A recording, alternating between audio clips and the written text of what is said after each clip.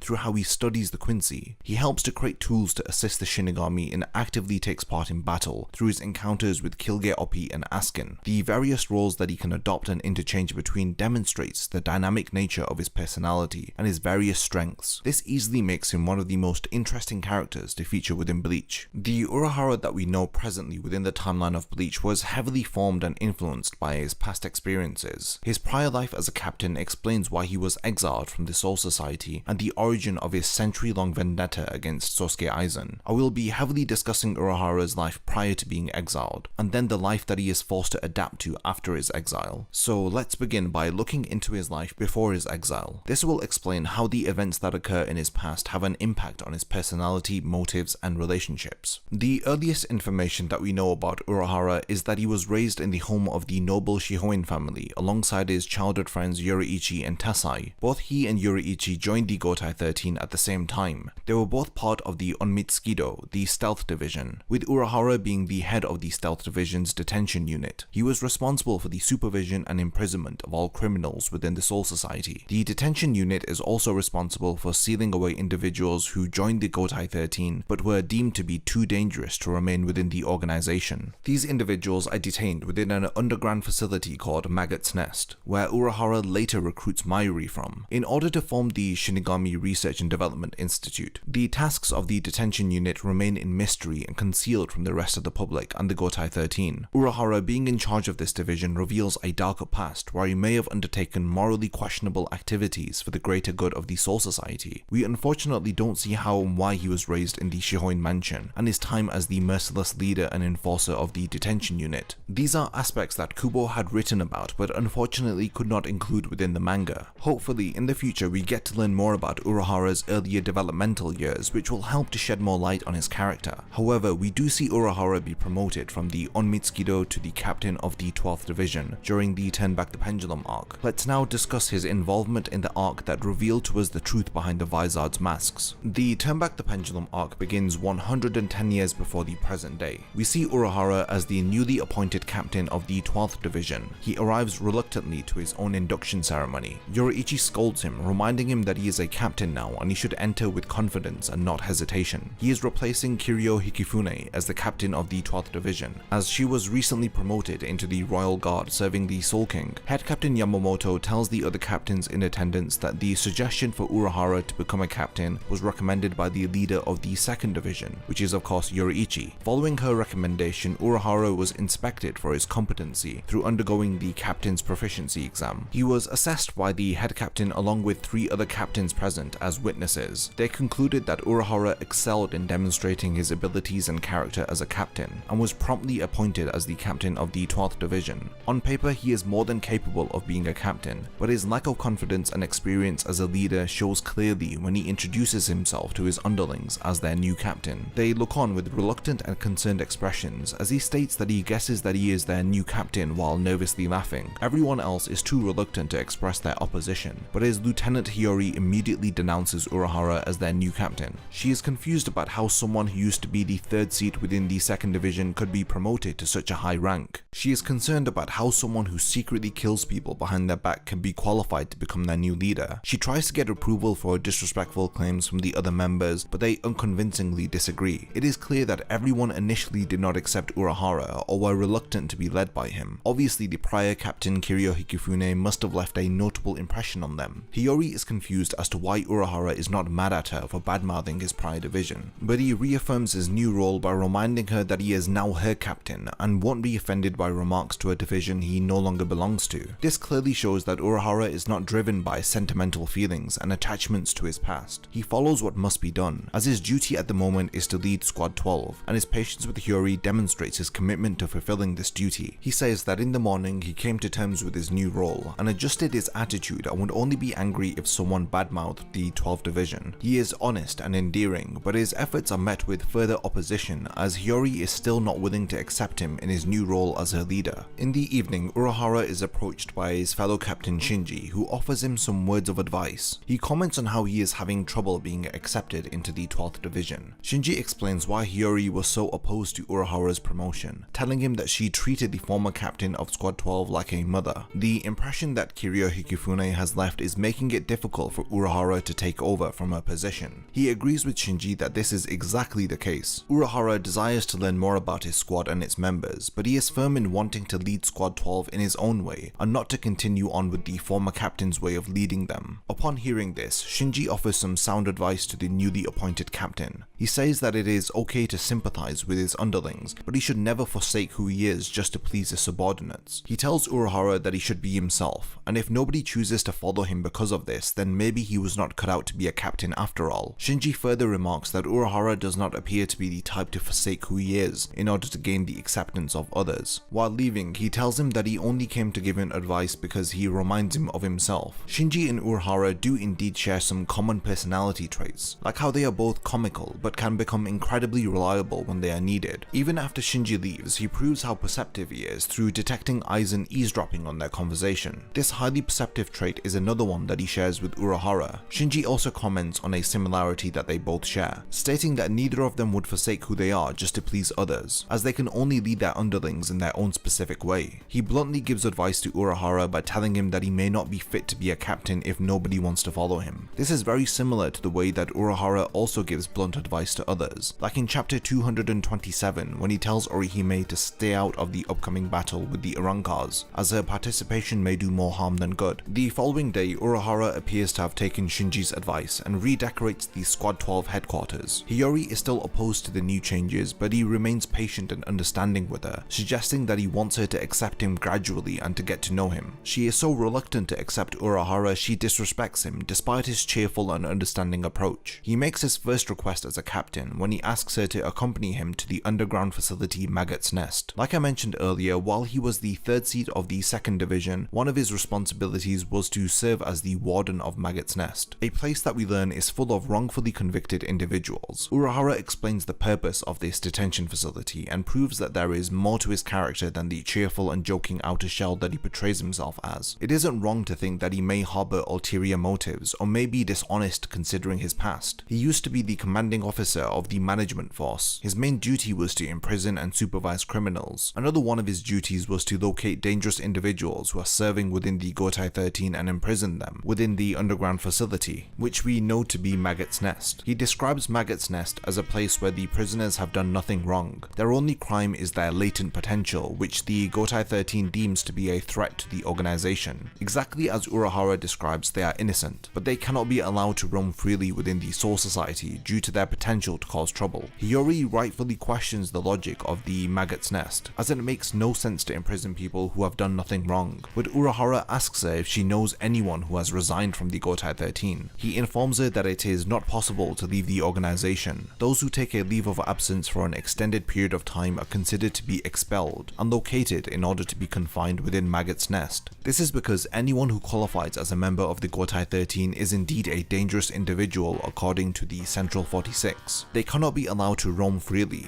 This is why they are imprisoned for attempting to resign. I only explained this so that you may understand that Urahara was in charge of imprisoning innocent people. Of course, it was for the greater good of the Soul Society. He was fulfilling the commands of the Central 46, who out of insecurity could not tolerate anyone leaving the Gotai 13. It is ironic that it is this very group who later exile Urahara, despite all of the morally questionable tasks he must have undertaken for their sake. I'll go into more detail about his exile shortly. The motive behind taking his Lieutenant Hiyori with him to Maggot's Nest was to recruit Mayuri to work for him, transforming the dangerous threat into a valuable asset who can work for the Gotai 13, providing that a suitable environment is created for him to utilize his talents. This environment is offered to Mayuri in the form of the Research and Development Department, an organization founded by Kisuke Urahra, one that has not existed before in the history of the Gotai 13. He offers Mayuri to be his assistant director, further sealing the deal by saying that if anything happens to Urahara, then he would automatically take up his responsibilities. This explains how he would come to be the captain during the present day timeline. It appears that Urahara did indeed fit into his new role as a captain, and he leads his division in his own unique way. He does so for 9 years as we timeskip and see him again during the second half of the arc. After the 9-year timeskip, we see Urahara along with his subordinates Mayuri and Hiyori. Together they approach Shinji and his lieutenant Aizen, who asks Urahara if he has heard about the recent deaths that have been discovered in the Rukongai district. This is the turning point to Urahara's life as a captain, as Aizen asks if he knows about the deaths that he is responsible for himself. A number of the Rukongai citizens have disappeared for unknown reasons during the past month. Their clothes remained on the ground while their bodies have entirely vanished. Urahara is informed that the 9th Division has been asked to investigate the disappearances. Soon after this, we see the somewhat improved bond between Urahara and his lieutenant Hiyori, who asks him to back her up while she's arguing with Mayuri. We are shown that even during his time as a captain, Urahara was coming up with new inventions and actively taking part in the research and development department that he established. Based on the information he learned from Shinji earlier about these souls disappearing as they could no longer maintain their human form, he attempts to create a human container which may be able to store the unstable soul within to prevent it from disintegrating. He is attempting to create this container using their existing Gigai technology. He is then interrupted by a member of the 9th Division who has been sent to bring someone from the 12th Division to investigate the recently disintegrated Shinigami. This request is the catalyst that leads to Urahara and Aizen crossing paths and his subsequent banishment to the world of the living. To fulfill this request, Urahara politely requests for Hiyori to investigate and gather samples from the area, saying that she is the only one that he can trust. She appears to be surprised by his faith in her. She does not argue back and feels obliged to listen to Urahara after he tells her that he is counting on her. This is a significant moment as it burdens him with the well-being of Hiyori. He is responsible if something happens to her, especially considering she is going to investigate a dangerous area. Just after she departs, most of the 9th Division and its captain Kensei are ambushed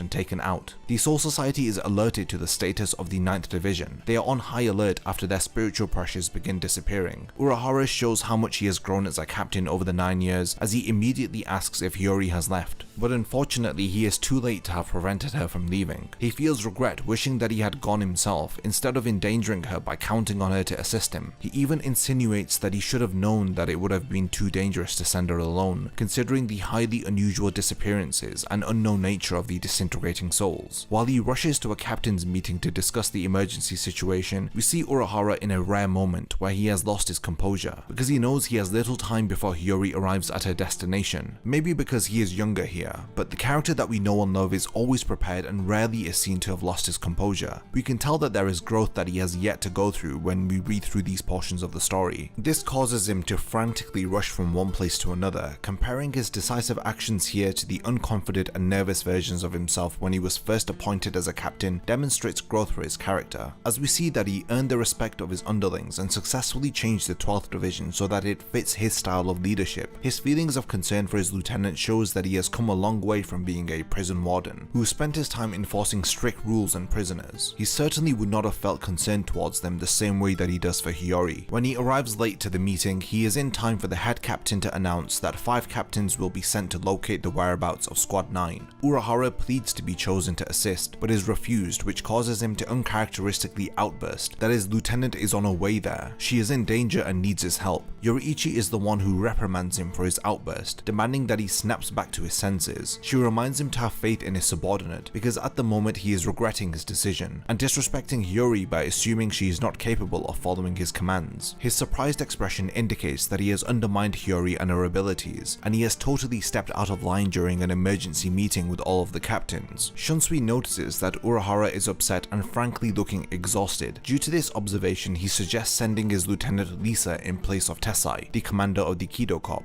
This is a great moment for Shunsui's character, which I did not emphasize upon in my analysis of his character. He demonstrates his capacity for care and consideration through this act, and uses it to offer comfort to Urahara later. He tells Urahara not to worry, reassuring him that Hiyori is strong, just like his own lieutenant Lisa. He uses this opportunity to teach him that a captain must have trust and patience in their underlings. However, despite these acts of reassurance, this arc excels in making you the reader feel uneasy through Urahara's apprehension and out-of-character panicking. He is cautious because he is the only person able to come close to understanding the true reason behind the mysterious disappearances of souls. He is helpless and made to stay on the sidelines while blindly having faith in Hiyori. Some say that Urahara is shady and knows more than what he lets on, and the latter is definitely true for his character, especially considering some of his actions, like how he secretly placed the Hokyoku within Rukia, as well as not warning Ichigo and the others about Aizen before they left for the Soul Society. So what is it that Urahara knows about the soul disappearances that he isn't telling us here? A holofied Kensei begins to attack Kyori and the other Shinigami who are sent by Head Captain Yamamoto. Urahara, however, not being the type to sit around and do nothing, wears a Reiatsu concealing cloak and decides to help the others. This is contrasted with how Aizen later uses the same concealing cloak to observe his Hollow White attacking Isshin. Urahara is discovered by Tessai, his childhood friend who knows him better than anyone. His behavior during the captain's meeting led him to assume that Urahara would disobey his orders and go to save his lieutenant. Tessai grew up with Urahara at Yoruichi's mansion and must have seen him grow up and go through a wide range of emotions and moments from Urahara's developmental years that we are sadly robbed from experiencing in the manga. He plans to go to save the Shinigami on his own, but Tessai adds to the unsettling feeling of this arc by saying that he can sense an undescribable fear in the air, and voluntarily accompanies Urahara to save his lieutenant. As we know, before Urahara arrives, everyone who is sent by the Soul Society is forcibly holofied against their will. Urahara stops Aizen before he can kill the holofied test subjects. He cuts off Aizen's lieutenant armband and faces him. The act of removing his lieutenant's armband is ironic, as it is Urahara who has his identity within the Soul Society revoked. This flashback is the first time that we see Urahara confront Aizen, who is similar to him while also being ideologically different. Urahara accepts the status quo of the world. Aizen, on the other hand, chooses to rebel against the vacant god of the world, even arrogantly wanting to replace the Soul King and rule over reality as a god himself. Their encounter during that fateful night is very brief, yet impactful enough to leave devastating consequences on Urahara's life. Just as we suspected earlier, Urahara knew exactly what was going on, as he correctly deduces that Aizen has been conducting holification experiments. This correct assessment of the current circumstances impresses Aizen, as he describes Urahara to be the man that he has expected him to be. Both of them are incredibly powerful, intelligent, and were born gifted with enough talent to lead them to question the nature of reality. They both come to learn the truth behind the Soul King, and even question the moral structure of the Soul Society. Urahara is too afraid of the consequences if he goes down the path of progression and change, so he chooses to allow the world to be the way that it is. This ultimately leads to his exile, which I will now go on to break down. After Aizen leaves, Urahara is left with the aftermath of his twisted experiments. It becomes a priority to deal with Shinji and the others. Tessai confronts Urahara about his knowledge of holification, asking if he knows a way to reverse it. We learn that he knew of holification when he was studying how to strengthen the souls of Shinigami. He continued to study this topic to the point that he created a device that could destroy the boundary between hollows and Shinigami. This device is indeed the Hokyoku. Urahara tries using the Hokyoku he created in order to heal Shinji and the others. Despite working tirelessly, he is unable to reverse what Aizen did to them. Urahara is disappointed and feels remorse for his comrades, as he is not able to undo what was done. When Urahara and Tessai are eventually arrested, they are brought in front of the Central 46, who conclude this flashback arc with the most heart-wrenching end to any story that I have ever experienced. Urahara initially is pretty oblivious about all of this, even when his arrest is described as an interrogation. He just wonders if he is being suspected of something. Why would he be worried, as he is in the right to think that he has done nothing wrong? After Urahara reveals where he was last night, he is asked if that is where he was conducting his holification experiments. The change in expression as he immediately realizes he's being accused of holifying his fellow Shinigami. The Soul Society, who he devoted his life to and worked his way up to a respected position within, has betrayed him by accusing him of a crime that he did not commit. He pleads for his innocence, trying to tell them that it was Lieutenant Aizen, but the mere suggestion is comical, as Aizen was seen to have not left the Serite by multiple witnesses, including a captain rank, and this is enough to clear Aizen's name. Of course, we know through his Kyokasuigetsu he manipulated several Shinigami into believing they saw him the night before. It is interesting to compare Aizen's Zanbakuto, which alters people's perceptions, but we learned that Urahara's Zanbakuto literally alters people's reality through its ability to deconstruct whatever it touches. It is a great parallel when you compare how one alters perception and one alters reality. Urahara's guilty verdict is set in stone, as it is then revealed that evidence of holification was found in his research lab. His tireless attempts to help his friends are twisted into sickening Frankenstein experiments. It tears on my heartstrings when I see the past of my favourite character in the series and witness the events which shaped his character into the ever-reliant humble shopkeeper, who despite having his secrets always comes through with a solution to the problems we encounter throughout the series. He was eventually found guilty of conducting treasonous research and causing harm to his comrades. He is held responsible for the holification of Shinji and the others, including his own Lieutenant Hiyori, whom he already felt so much guilt towards. What must he be feeling to know that she was holified because he sent her out on a mission, and he is then accused of hurting her by the system that he chose to accept and devote his life to? Overnight, his world is turned upside down, and he has every reason after his exile to go against the Soul Society, even if it is to clear his own name. But Urahara, on the other hand, decides to hide out in the world of the living and promises to come up with a solution to help his comrades. Shinji and the others were described by the Central 46 to be no better than hollows who needed to be disposed of. Urahara's promise to undo Aizen's holification experiments was indeed kept, as Shinji and the other Vizards admit that they owe a lot to Kisuke. Without his sacrifice, they would have been killed, and he would have had to live out his days with that regret, while knowing everybody holds him responsible for it. If you think about it, Urahara is the one who saves the Soul Society, as he patiently comes up with the method to capture Aizen after he is defeated by Ichigo. He warned the Soul Society about Aizen, but they chose to ignore him, and in the end Urahara's patience did indeed pay off. For 100 years he remained silent and diligently worked on a way to stop Aizen. He remained behind the scenes and maintained his honor and integrity and redeemed himself for a crime that he did not commit. Urahara didn't try to prove his innocence once he was banished from the Soul Society. He didn't try to restore his name and credibility. He was seen as a traitorous villain. As traumatic as this may be, he still held his composure and did what had to be done. This is why Kisuke Urahara feels like the behind-the-scenes hero of the series, one who didn't even ask for anything in return despite having everything taken away from him. This is incredibly powerful writing, which leads to so many threads of discussion. I will now continue with analysing Urahara's character after his exile, and how he lived out his days in the world of the living.